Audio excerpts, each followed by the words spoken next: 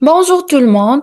Aujourd'hui, on va présenter une présentation sur les règles de base du basketball réalisée par moi-même, Adraoui Yousra.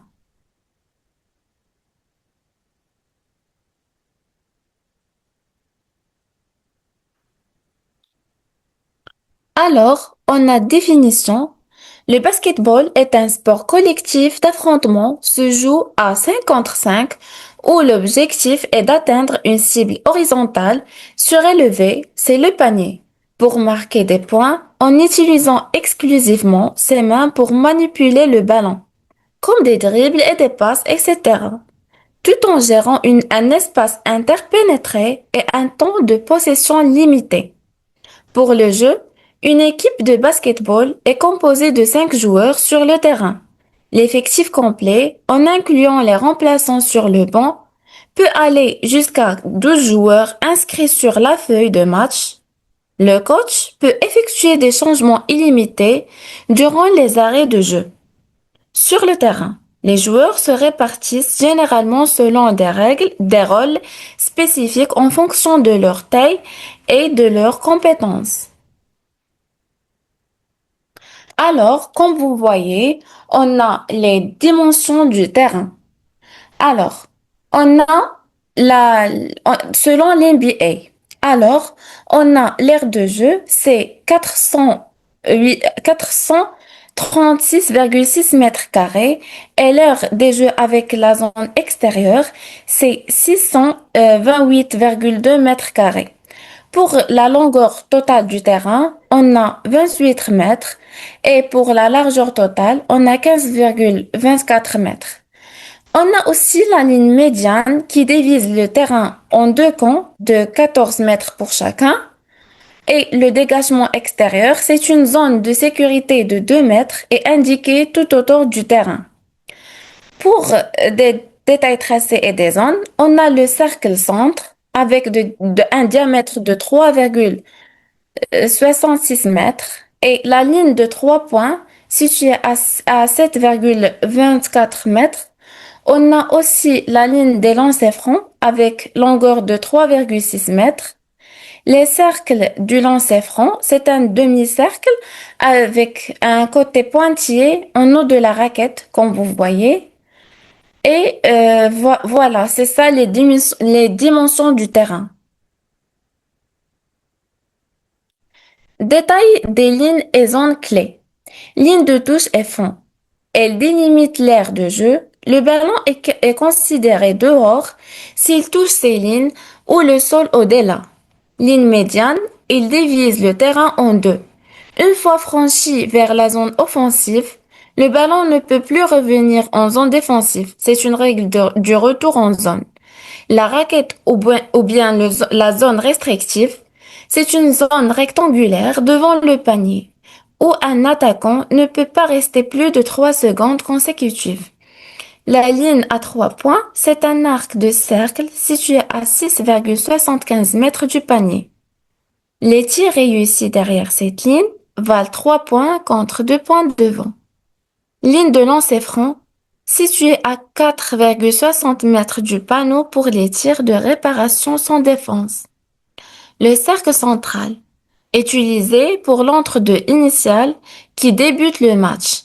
Et finalement, on a l'arc sans charge. C'est un demi-cercle sous le panier où la faute offensive de passage en force n'est pas sifflée.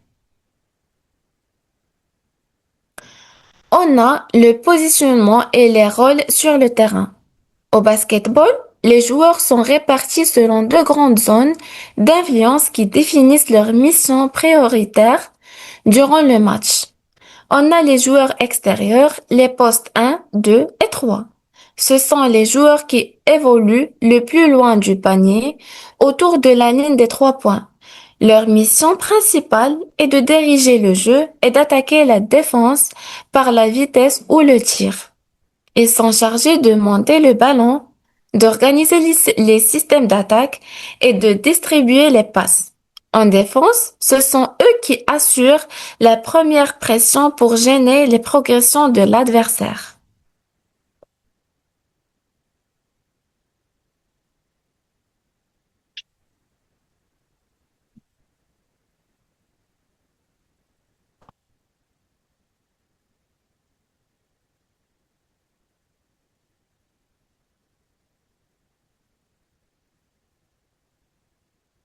Pour le déroulement du match, comme vous voyez, on a la composition des équipes.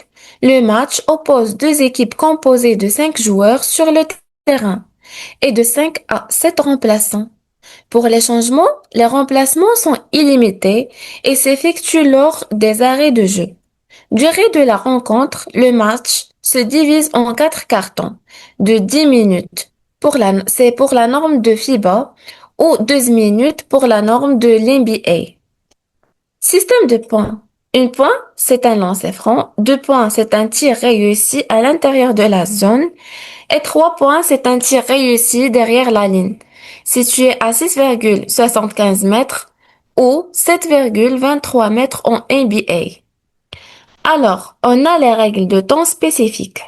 Possession, une équipe a 24 secondes maximum pour tenter un tir. Deuxièmement, prolongation. En cas d'égalité, à la fin du temps réglementaire, des périodes supplémentaires de 5 minutes sont jouées.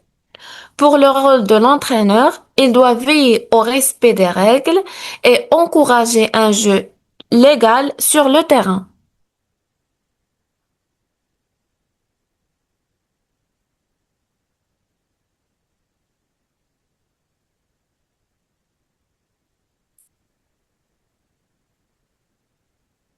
Alors, pour les règles fondamentales du basketball, on a premièrement composition de l'équipe et remplacement. Effectif sur le terrain. Le jeu oppose deux équipes de 5 joueurs chacune. Flexibilité des changements. Les remplaçants peuvent intervenir un nombre illimité de fois, mais uniquement lorsque le jeu est arrêté. Procédure. Le jeu doit se présenter à la table des marqueurs, qui informent ensuite les arbitres de la demande. Deuxièmement, la gestion des fautes et expulsions. On a limite de fautes. Un joueur est éliminé du match après avoir cumulé 5 fautes personnelles. On a aussi fautes techniques. L'accumulation de 2 fautes techniques entraîne l'expulsion immédiate du joueur du terrain. Et finalement, la discipline. Un joueur éliminé pour 5 fautes peut rester sur le banc, contrairement à un joueur expulsé qui doit quitter l'aire du jeu.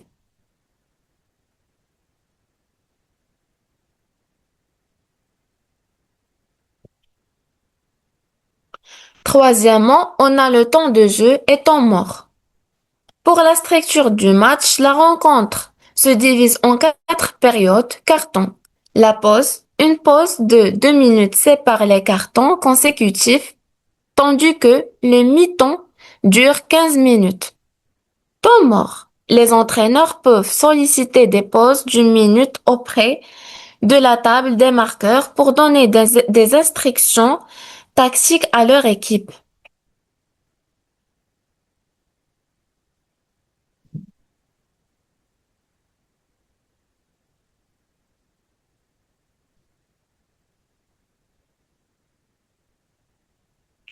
Lancer franc et remise en jeu. Premièrement, les lancers francs. Le lancer franc est une opportunité accordée à un joueur de marquer un point par tir réussi. Selon la situation de jeu, l'arbitre peut accorder un, deux ou trois lancers francs. Ils sont principalement sifflés dans 2 cas précis. On a le premier cas, c'est l'action de tir. Lorsqu'une faute ou un contact est commis sur un attaquant au moment où il tente de marquer un panier. Et le deuxième cas, c'est une faute d'équipe. Lorsqu'une équipe a déjà accumulé 4 fautes durant le carton en cours, toute faute supplémentaire sur n'importe quel joueur adverse entraîne des lancers francs. Deuxièmement, on a la remise en jeu après un panier. Dès qu'un panier est marqué, les rôles s'inversent immédiatement pour assurer la fluidité du jeu. On a 3 axes. Premièrement, la récupération. L'équipe adverse récupère le ballon derrière la ligne de fond. Deuxième axe, rapidité. Le joueur dispose d'un délai de 5 secondes maximum pour effectuer la remise en jeu. Et finalement, autonomie. Pour gagner du temps, l'arbitre n'a pas besoin de toucher la balle avant que le joueur ne fasse sa remise en jeu.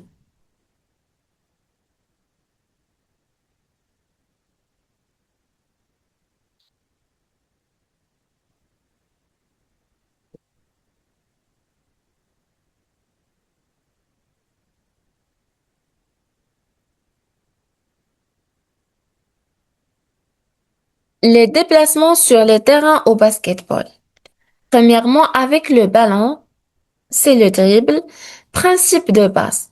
Pour avancer, le joueur doit obligatoirement faire rebondir le ballon au sol avec une seule main à la fois. L'arrêt du dribble, dès que le joueur s'arrête de dribbler et reprend le ballon à deux mains, il ne peut plus recommencer à dribbler. Il doit alors passer ou tirer. Infraction de marché. Si un joueur effectue plus de deux pas sans dribbler, l'arbitre siffle une infraction. Deuxièmement, sans le ballon, appui ou démarquage. On a le pivot, technique consistant à garder un pied fixé au sol, ses pieds de pivot, tout en faisant tourner l'autre pour s'orienter sans commettre de marché.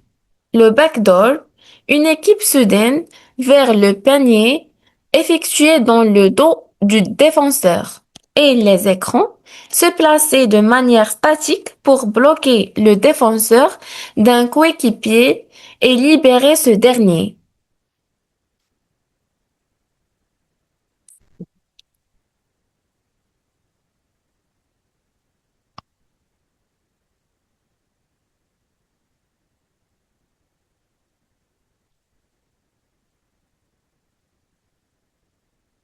Troisièmement, en défense, le pas chassé, déplacement latéral rapide avec les jambes fléchies et le dos droit pour rester face à l'attaquant sans croiser les jambes.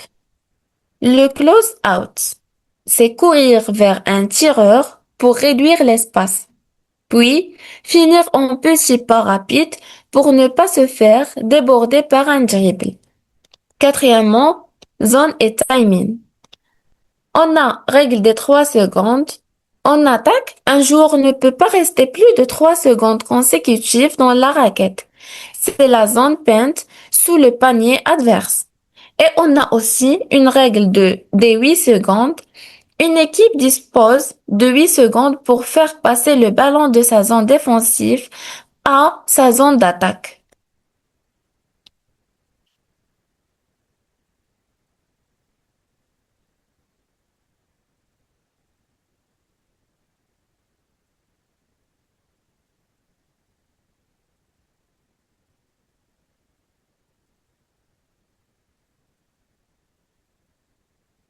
Et voilà les règles des secondes au basketball. Les règles de temps servent à dynamiser le jeu et à éviter l'immobilisme. Toute violation de ces règles entraîne la perte de la possession du ballon. Les différentes règles détaillées. On a règle des 3 secondes. 3 secondes, un attaquant ne peut pas rester plus de 3 secondes consécutives dans la raquette adverse quand son équipe a le ballon en zone avant. Voici la règle des 5 secondes. La remise en jeu. Le joueur a 5 secondes pour effectuer sa passe. Joueur marqué. Un joueur ayant le ballon et étant servi de près par un défenseur doit passer, tirer ou dribbler dans les 5 secondes. La règle des 8 secondes. L'équipe doit passer le ballon de sa zone défensive à sa zone offensive en moins de 8 secondes. Règle des 24 secondes, c'est le temps total imparti pour tenter un tir. Le ballon doit impérativement toucher l'anneau pour réinitialiser ce chronomètre. Règle des 14 secondes est la dernière règle. L'horloge est réinitialisée à 14 secondes au lieu de 24. Après un rebond offensif ou une faute commise dans la zone avant.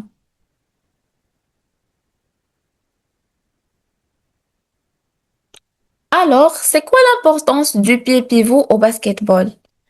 Le pied pivot est un élément crucial du jeu qui permet de garder un point d'ancrage fixe au sol pendant que l'autre pied se déplace.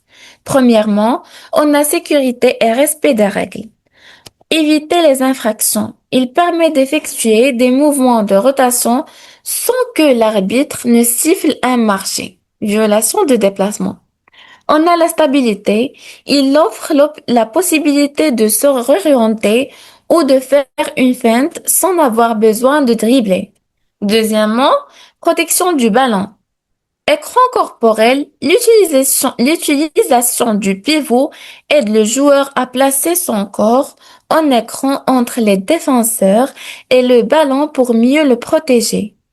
Et troisièmement, avantage tactique. On a analyse du jeu.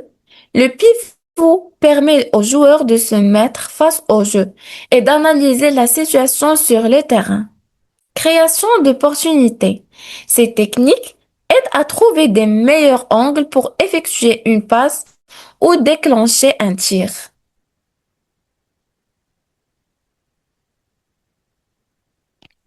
Voici les quatre types de fautes au basketball. On a la faute personnelle.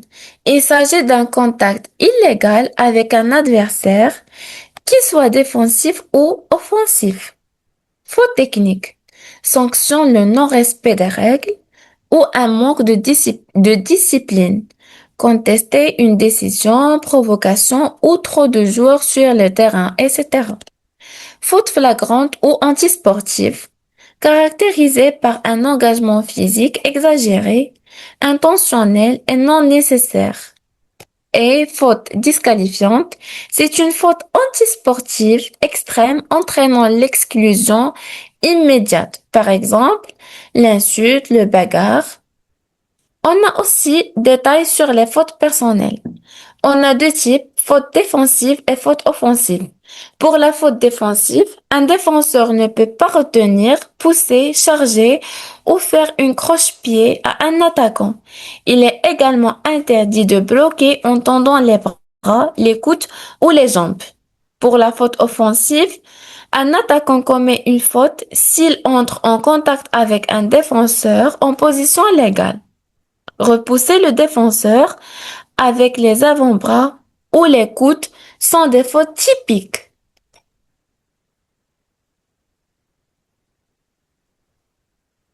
L'action de tir au basketball. Premièrement, définir le début de l'action. On a action de tir confirmée. Elle commence dès que le mouvement du ballon vers le haut est amorcé ou lorsque le ballon repose dans la main à la fin d'un dribble. Et pas d'action de tir, c'est tant que le dribble n'est pas terminé, ces ballons pas encore dans les mains ou que l'attrapé n'est pas réalisé. Le tir n'est pas considéré comme commencé. Deuxièmement, définir la fin de l'action. La fin de l'action varie selon la position du joueur. Premièrement, joueur au sol, l'action se termine au moment précis où le ballon quitte les mains du tireur. Joueur en l'air, l'action se poursuit jusqu'à ce que les deux pieds soient retournés au sol après avoir lâché le ballon. Et troisièmement, condition d'annulation. L'action de tir peut être annulée si le joueur effectue une passe après la faute. Elle est également annulée si un mouvement est débuté après la faute, rompant le mouvement continu.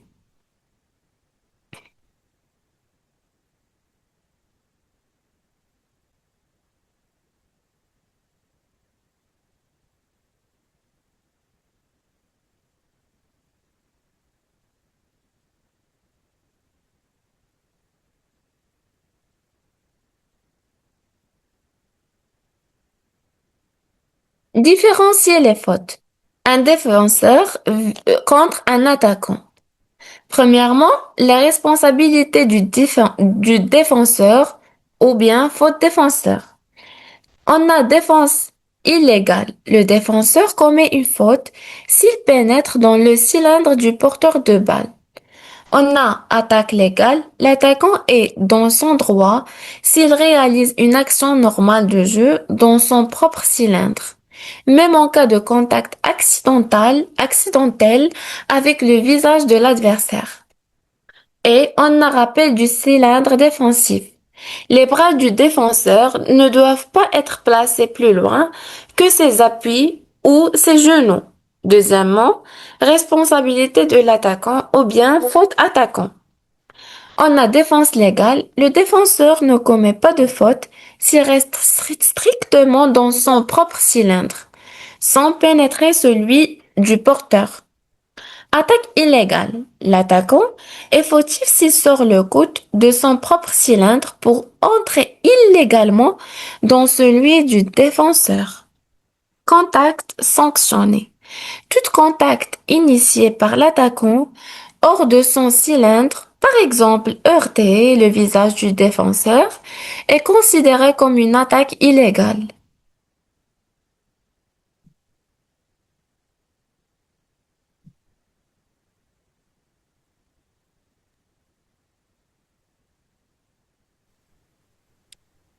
Et merci pour votre attention.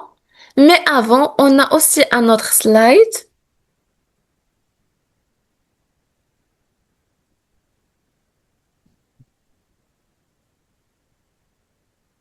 C'est le slide de le cylindre de l'attaquant et la défense illégale. Premièrement, définition du cylindre. C'est un espace élargi. Le cylindre de l'attaquant est défini par l'espace occupé par ses appuis, pieds et ses coudes. Liberté de mouvement. L'attaquant doit pouvoir réaliser une action de jeu normale, tir, passe, pivot ou départ en dribble, à l'intérieur de son propre cylindre sans être gêné. Deuxièmement, la défense illégale. Intrusion. Il y a défense illégale dès que le défenseur pénètre le cylindre du porteur de balle. Deuxièmement, contact fautif. Le défenseur ne peut pas entrer en contact avec l'attaquant à l'intérieur de cet espace. S'il y a contact, le défenseur est considéré comme fautif. Et finalement, obstruction.